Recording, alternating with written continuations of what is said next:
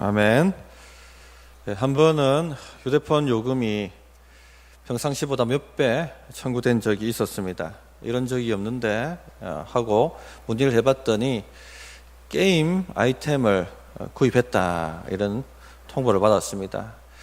제 아들이 공짜인 줄 알고 눌렀는데 그것이 청구가 되어서 엄청난 돈이 청구가 되었던 적이 있었습니다. 하나님의 구원의 은혜 외에는 세상에 공짜가 없습니다. 반드시 청구서가 날라오게 되어 있습니다. 특히 죄의 값은 반드시 지불하게 되어 있습니다. 죄는 달콤합니다. 공짜라고 우리를 유혹합니다. 그러나 죄를 범하면 반드시 죄의 청구서가 날라오는 겁니다. 오늘 주제가 죄의 청구서와 하나님의 신실하심입니다. 신자들은 죄악된 세상에서 건짐을 받고 하나님 자녀가 되었고 또 하나님 나라의 시민이 되었습니다. 하나님만 의지하고 살아가는 것이 우리의 힘이고 정체성입니다. 그러나 때때로 지쳐집니다. 삶이 지치고 또 힘들어지고 그렇게 하다 보니까 이 세상과 타협을 합니다. 이 세상과 타협하는 죄에 빠져들게 되는데 그 청구서가 날라온다는 것을 모릅니다. 당장 편하고 당장 유익해 보이기 때문에 그렇습니다. 이 다윗이 이스라엘과 블레셋 사이에서 양다리를 거쳤습니다. 살기 위해서 그랬습니다. 사실 하나님과 블레셋 사이에 양다리를 거친 것입니다. 세상과 타협한 것입니다. 그런데 그 청구서가 때가 되니까 날라옵니다. 오늘 말씀이 그것을 보여줍니다. 뿐만 아니라 하나님의 말씀은 하나님은 그럼에도 불구하고 신실하시다 하는 것도 보여주고 있습니다. 그래서 우리가 아무리 하나님의 뜻을 방해한다 할지라도 하나님은 우리를 향하신 그 계획과 뜻을 반드시 성취하신다, 그렇게 신실하시다 하는 것을 오늘 말씀이 알려주고 있습니다. 두 가지를 말씀드리고 싶습니다. 첫째는 죄의 청구서가 날라온다는 것이고 또 하나님은 여전히 우리를 향해서 신실하시다 하는 것입니다. 첫 번째, 죄의 청구서가 날아옵니다.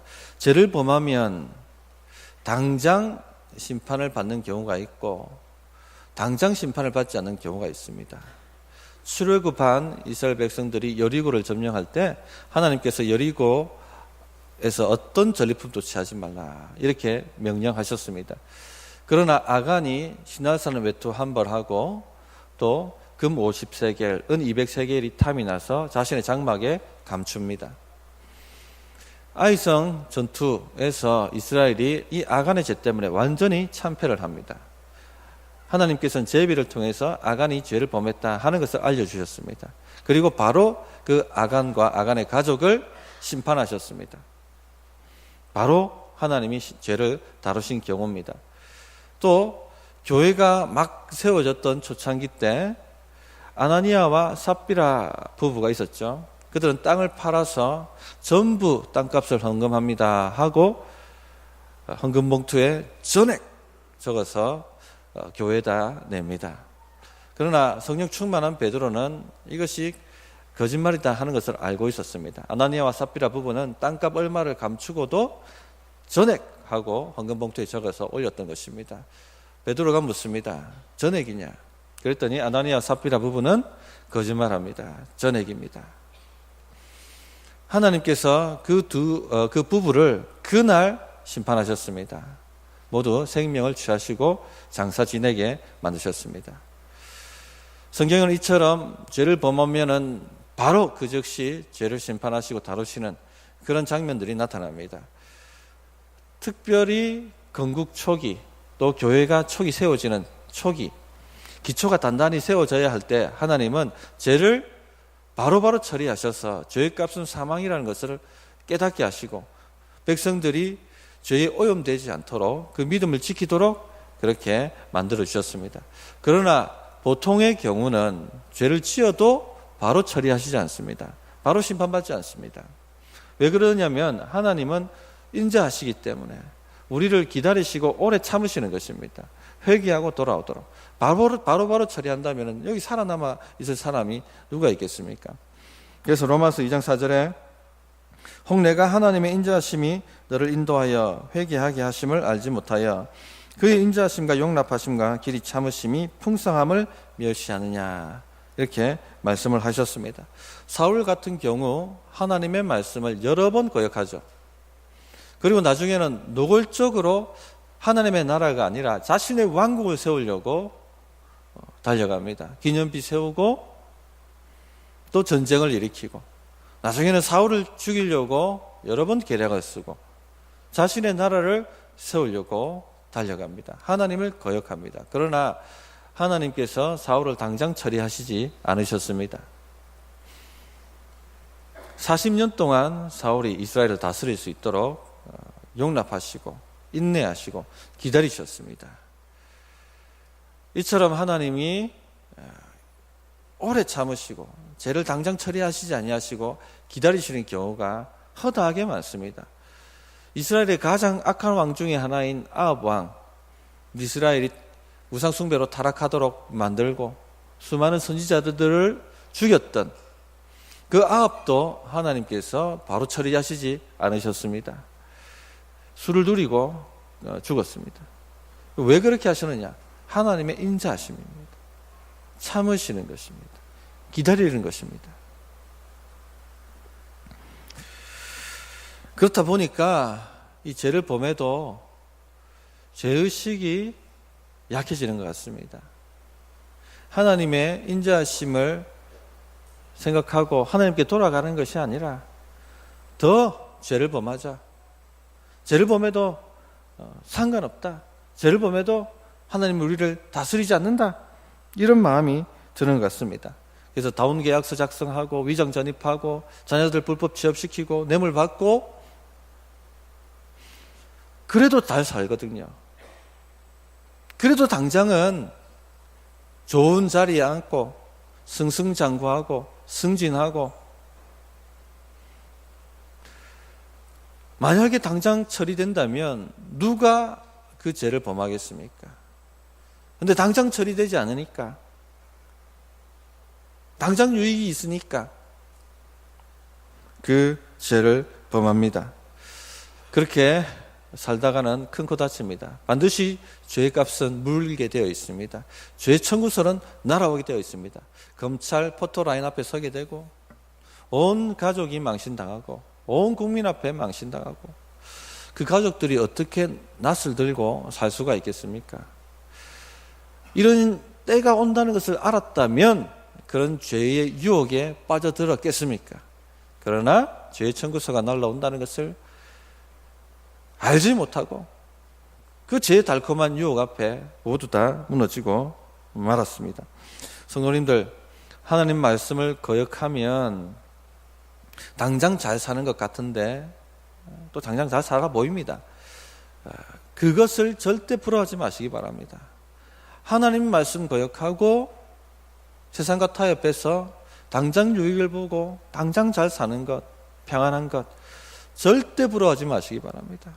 그런데 삶이 힘들면 어떻습니까? 부러워집니다. 저도 가끔 부러울 때가 있습니다. 말 못할 고민이 있을 때, 고난이 있을 때 세상이 가끔 부러워질 때가 있었습니다. 그러나 죄의 값은 반드시 돌아온다. 그것을 아셔야 됩니다. 이 세상과 지금 타협하지 않는 게 어쩌면 오늘 이 시대 우리의 사명인 것 같습니다. 세상과 타협하지 않고 하나님만 의지해서 삶을 살아내는 것, 이 시대의 순교가 아니겠는가, 그런 생각을 해봅니다. 오늘 본문이 말씀하고 있습니다. 죄와 타협하면 죄의 값은 반드시 돌아와서 우리가 감당할 수 없는 어마어마한 청구서를 내밀게 되어 있다 하는 것을 말씀해 주고 있습니다. 지금 다윗은 아기스의 군대와 함께 이스라엘을 공격하는 선봉에 서야 될 위기에 빠지게 되었습니다. 1절, 2절을 보십시오. 블레셋 사람들은 그들의 모든 군대를 아벡에 모았고 이스라엘 사람들은 이스라엘에 있는 셈 곁에 진쳤더라. 블레셋 사람들의 수령들은 수백 명씩 수천 명씩 인솔하여 나아가고 다윗과 그의 사람들은 아기스와 함께 그 뒤에 나아가더니, 이런 위기가 일어났던 원인은 1년 7개월 전 다윗이 했던 죄 때문입니다. 하나님과 반대되는 결정을 내렸던 그 죄 때문에 다윗은 지금 엄청난 청구서 앞에 서 있게 된 것입니다. 우리 성도님들의 기억을 좀 되살려 줘야겠는데, 기억하실지 모르겠습니다만 1년 7개월 전에 다윗에게 무슨 일이 있었습니까? 다윗이 사울에게 쫓겼죠. 여러 번 위기 앞에 다윗은 구사일생으로 살아났습니다. 그것이 한두 번이 아니었습니다. 하나님이 지켜주셨던 것입니다. 그 피하는 와중에도 그일라 백성들이 고난을 당하니까 다윗의 군대가 가서 그일라 백성들 도와줍니다. 그러면은 그일라 사람들이 우리를 지켜주겠지 했지만 오히려 그일라 사람들이 배반하죠. 또 10사람들도 배반합니다.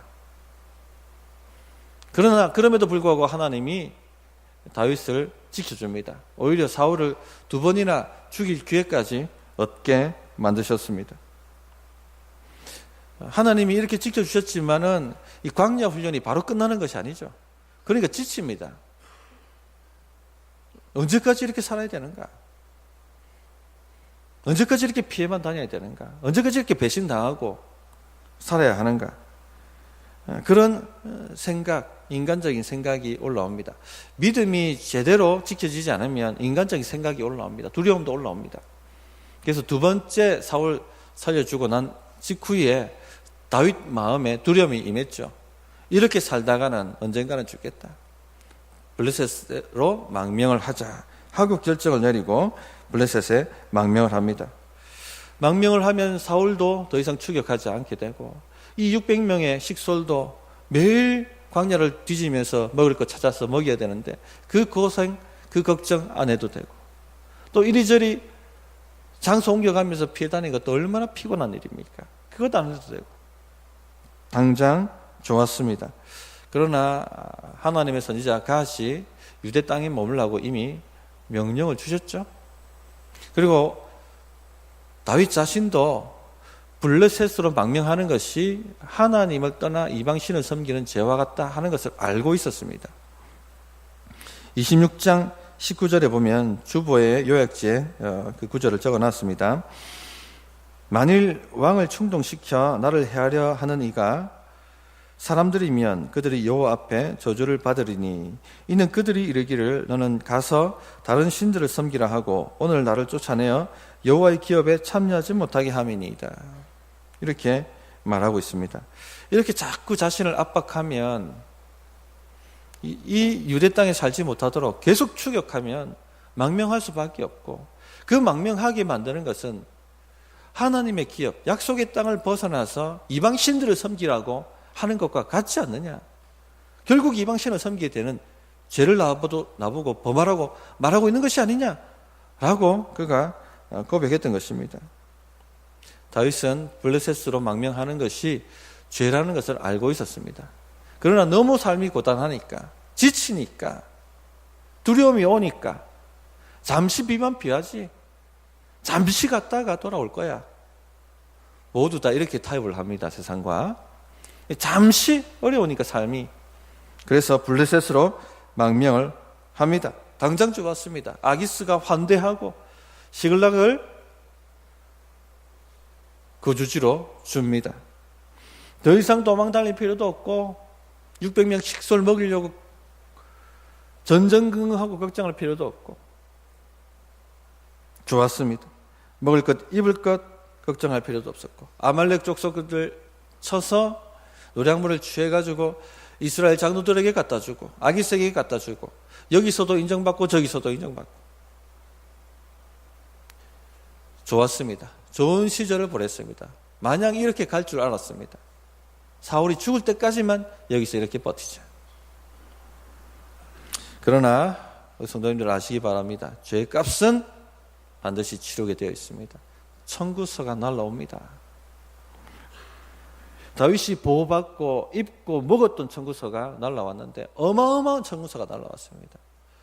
28장 1절에 보면 그때에 블레셋 사람들이 이스라엘과 싸우려고 군대를 모집한지라 아기스가 다윗에게 이르되 너는 발키할라 너와 내 사람들이 나와 함께 나가서 군대에 참가할 것이니라.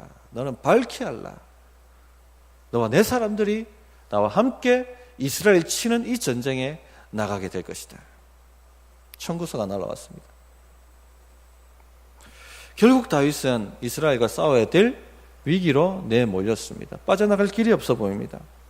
이스라엘의 왕으로 부름받은 사람, 이스라엘을 왕으로 기름 부음 받은 사람이 이스라엘 치는 일에 앞장서게 되었고, 또 자신이 그렇게 기름 부음 받은 사울 치지 않으려고 2번이나 살려주었는데, 목숨 걸고 그 사울이 죽는 그 전쟁에 선봉에 서야 될 위기에 처하게 되었습니다.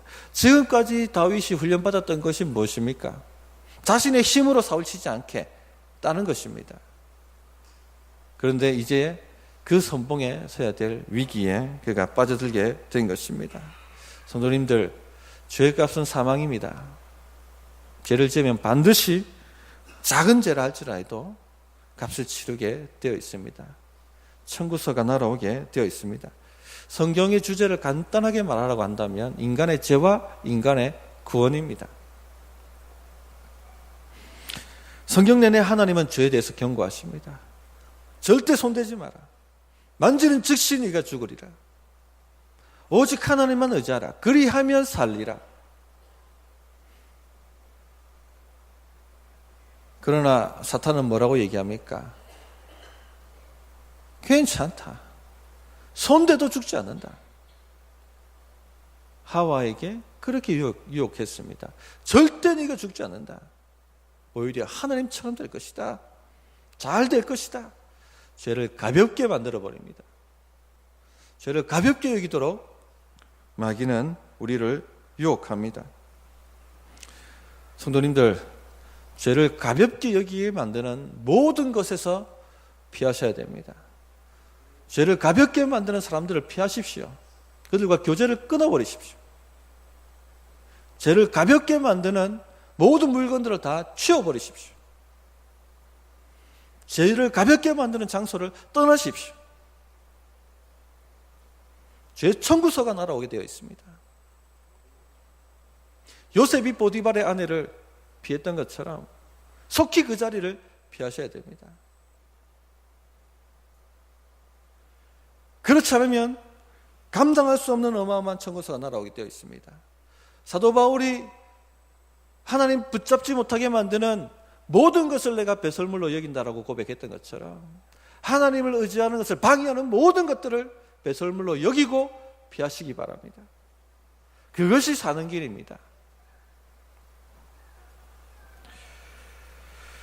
독생자 예수 그리스도를 십자가에 내어 놓으시고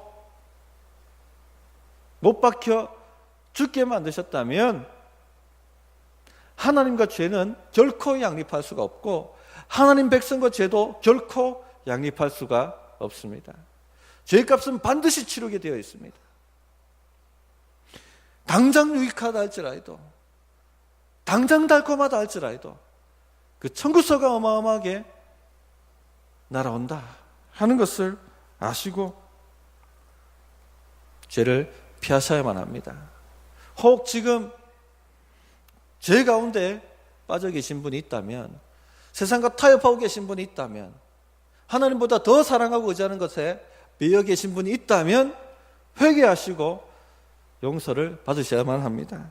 요한일서 1장 9절에 만일 우리가 우리 죄를 자백하면 그는 미쁘시고 의로우사 우리 죄를 사하시며 우리를 모든 불의에서 깨끗하게 하실 것이요. 우리 죄를 자백하면 하나님 앞에 인정한다는 겁니다. 하나님, 제가 이 죄를 범했습니다. 숨기지 말고 인정하면 주님이 용서하시고 그 죄를 깨끗하게 씻겨주십니다. 갚아주신다는 거예요. 청구서를 갚아주신다는 겁니다. 성도님들, 하나님과 우리 사이를 막고 있는 죄를 발견하시고 부지런히 제거하셔야 됩니다.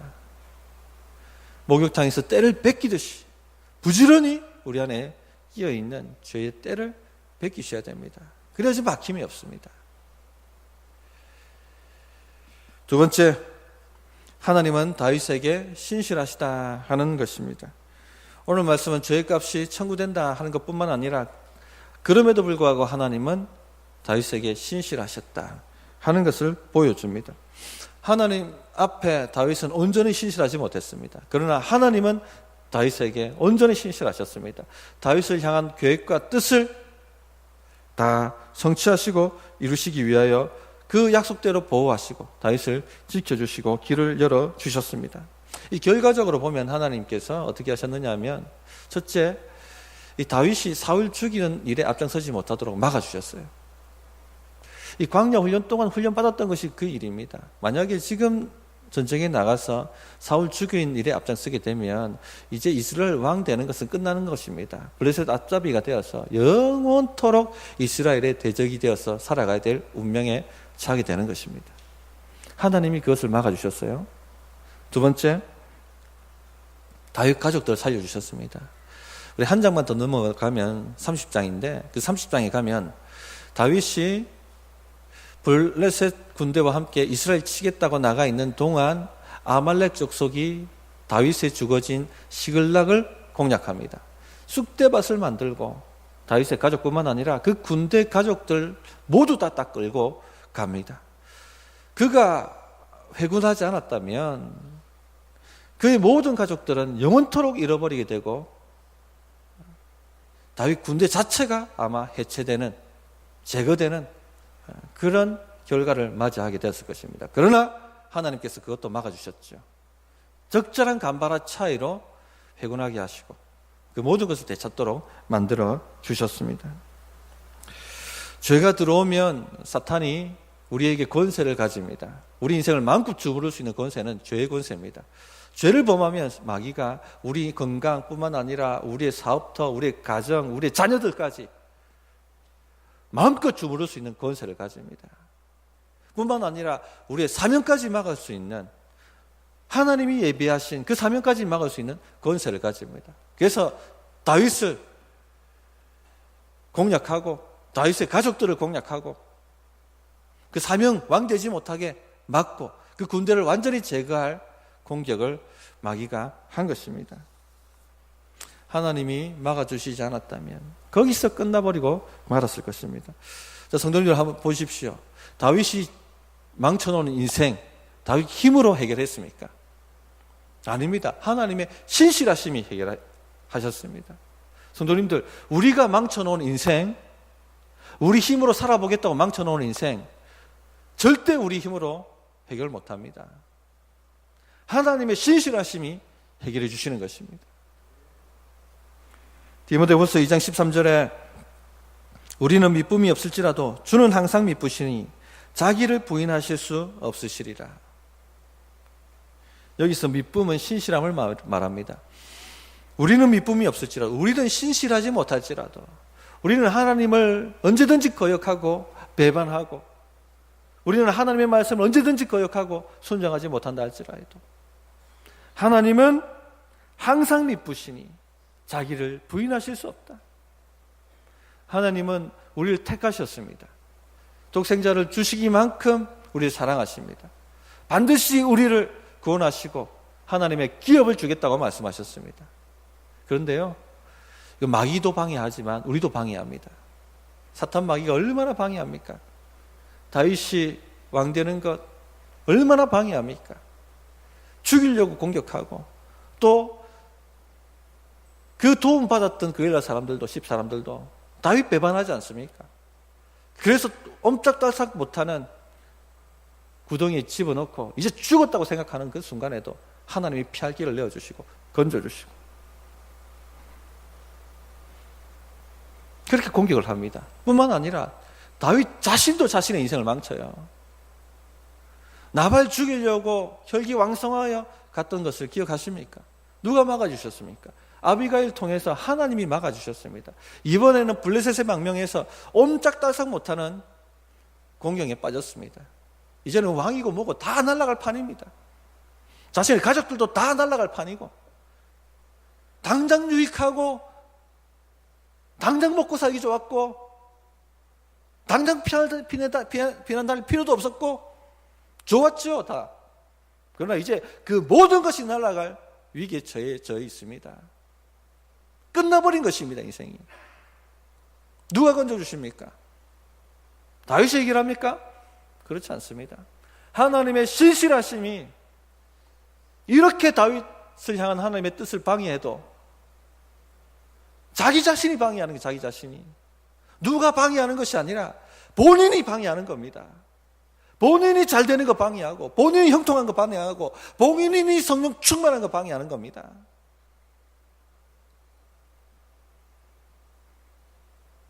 그런데 하나님이 그렇게 망하도록 내버려 두시지 않는다는 겁니다. 우리 성도님들 한 분 한 분 그렇게 망하도록 내버려 두시지 않는다는 겁니다. 왜냐하면 하나님이 신실하시니까. 우리를 택하셨으니까. 독생자를 아낌없이 주실 만큼 우리를 사랑하시니까 내가 책임지겠다고 말씀하시는 겁니다. 뜻하지 않은 곳에서 출구가 생깁니다. 이 대적인 블레셋 방백들 입에서 구원이 나옵니다. 블레셋 방백들이 구원자로 등장합니다. 3절 보시면 블레셋 사람들의 방백들이 이르되 이 히브리 사람들이 무엇을 하려느냐 하니 아기스가 블레셋 사람들의 방백들에게 이르되 이는 이스라엘 왕 사울의 신하 다윗이 아니냐. 그가 나와 함께 있은 지 여러 날 여러 해로되 그가 망명하여 온 날부터 오늘까지 내가 그의 허물을 보지 못하였노라. 이 블레셋 방백, 네 방백이 이 히브리 사람이 왜 우리와 함께 있느냐, 이스라엘 치는데 왜 이 히브리 사람들을 불렀느냐 하고 아기스를 책망합니다. 이 히브리 사람들, 이 말은 경멸조죠. 한국 사람은 조센진하고 일본 사람들이 부르는 것처럼 굉장히 다윗의 군대를 경멸하면서 왜 불렀느냐 하고 아기스에게 따집니다. 아기스가 변호해 줍니다. 다윗은 우리 편이다. 지금까지 망명하여 온 1년 7개월 동안 나에게 충성되게 행했다. 그리고 사울의 적이 아니냐 결국. 그러나 어쩐 일인지 이 네 방백은 설득당하지 않습니다. 오히려 분노를 바랍니다. 4절 보십시오. 블레셋 사람들의 방백들이 그에게 노한지라. 이 블레셋은 5 국가의 연합체입니다. 그래서 5 방백이 블레셋을 다스렸습니다. 그 중에서 대표격인 아기스가 왕입니다. 그러나 이 5 도시국가의 연합체이기 때문에 4 방백의 말을 아기스가 거역할 수 없습니다. 그런데 이 4 방백이 한 목소리를 내고 있습니다. 왜 이 히브리인들 데리고 왔느냐? 왕인 아기스가 변호해줘도 오히려 더 분노를 바랍니다. 노를 바랍니다. 상을 치고 화를 내고 당장 보내라고. 이게 그냥 일어났겠습니까? 이런 일이 그냥 일어났겠습니까? 하나님이 섭리 가운데 막아주신 것입니다. 그래서 아기스는 어쩔 수 없이 새벽에 다윗의 군대를 시글락으로 철수시킵니다. 돌아가라고 지시를 합니다. 하나님의 지혜와 지식이 이처럼 무궁합니다. 하나님은 하나님 백성을 구원할 수 있는 방법이 무궁무진합니다. 옴짝달싹 없이 갔었다고 생각하는 그 순간에도 하나님은 길을 만드시는 분이십니다. 성도님들, 길이 없어 보인다고 절망하거나 낙심하지 마시기 바랍니다. 어떻게 이 엉키고 설키는 이 문제를 풀을 수 있을까? 헤쳐나갈 수 있을까? 낙심하지 마시기 바랍니다. 하나님의 신실하심이 길을 냅니다. 아무도 방해할 수가 없습니다.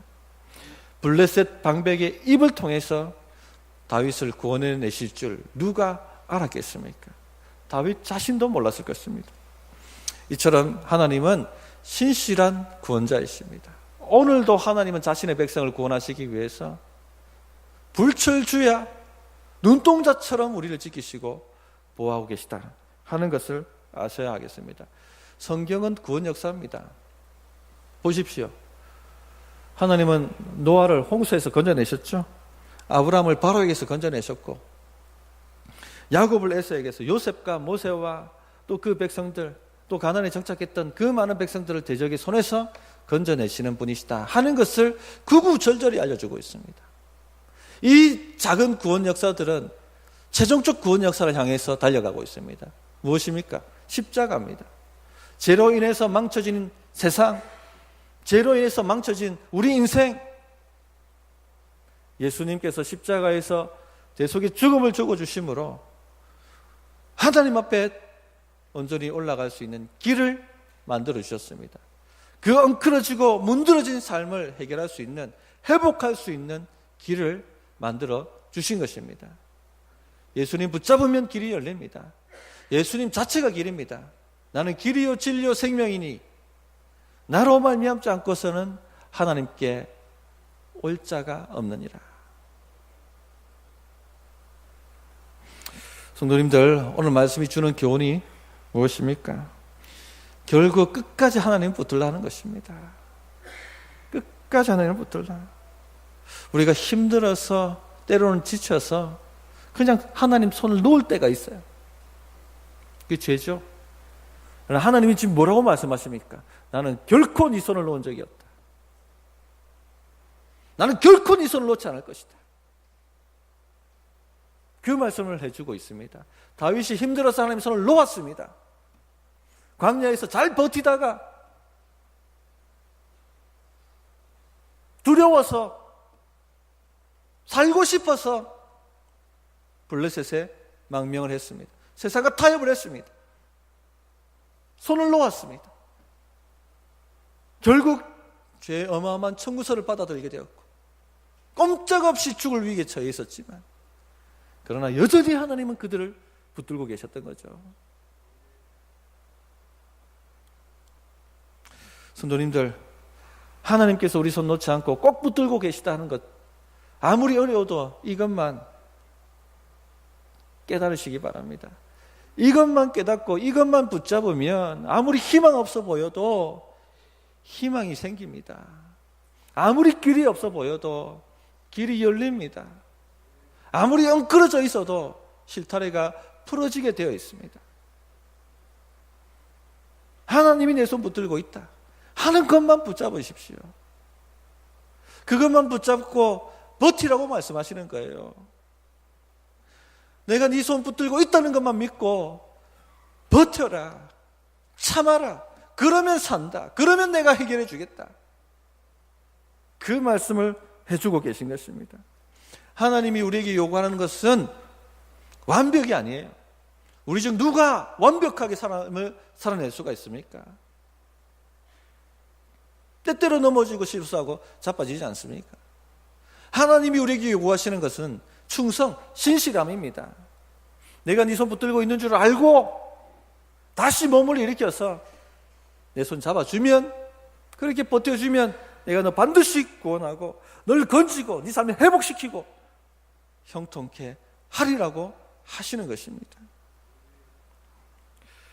성도님들, 잠시 비만 피하겠습니다 하고 정도를 벗어나서 세상길로 한 발자국 들여놓으신 분이 계시다면 다시 주님 손 붙잡으시기 바랍니다. 삶이 힘들어서 좀 지쳐서 주님 손 살포시 놓은 적이 있다면 다시 한번 주님 손 붙드시기 바랍니다. 살아보겠다고 하나님 외에 다른 것 사랑하고 의지한 것이 있었다면 다시 주님 손 붙들고 주님 도와달라고 해보시기 바랍니다. 버텨보십시오. 반드시 길이 열리고 반드시 사는 역사가 일어나게 될 것입니다. 다윗이 30장이 넘어가면 하나님 손 다시 붙듭니다. 30장 6절에 다윗이 크게 다급하였으나 그의 하나님 여호와를 힘입고 용기를 얻었더라. 다시 하나님을 의지하고 다시 주님 손 붙드니까 이게 사는 길입니다. 사는 역사가 나타납니다. 살게 되는 것입니다. 성도님들, 두 가지만 기억하십시오. 첫째, 죄 청구서가 반드시 돌아온다 하는 것 아시고 죄를 가볍게 만드는 모든 것을 오늘 결단하시고 피하시고 제거해 버리시기 바랍니다. 두 번째, 하나님 우리를 손 붙들고 계시다, 절대 놓지 않는다 하는 것 아시고 희망 없어 보이고 답답해 보이고 지쳤어도 주님 손 의지하고 버텨보시기 바랍니다. 그러면 사는 역사 나타날 줄 믿습니다. 어떻게 응답해야 될지 1분간 기도하겠습니다.